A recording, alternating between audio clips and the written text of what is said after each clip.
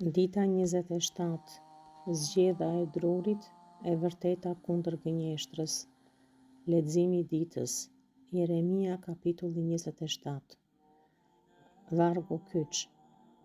Vendosni qafat tuaja në zgjedhjen e mbretit të Babilonisë dhe shërbejini atij edhe popullit të tij dhe do të jetoni. Shpjegimi.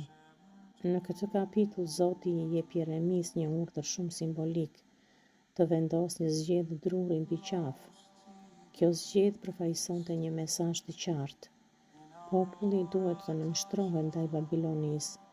Kjo ishte mënyra për të mbijetuar, por kishte një problem të madh. Profetët e Rem po thoshin të kundërtën. Mos u shqetësoni, gjithçka do të jetë mirë, nuk do të ketë robëri. Ata u jepnin njerëzve një siguri të rem, por Jeremia sjell të vërtetën.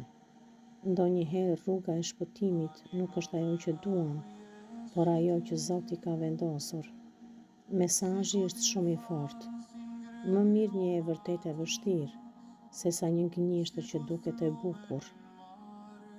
Lutu me mua. Lutja e reflektimit. O Zot, më jep një zemër që pranon të vërtetën edhe kur është e vështirë.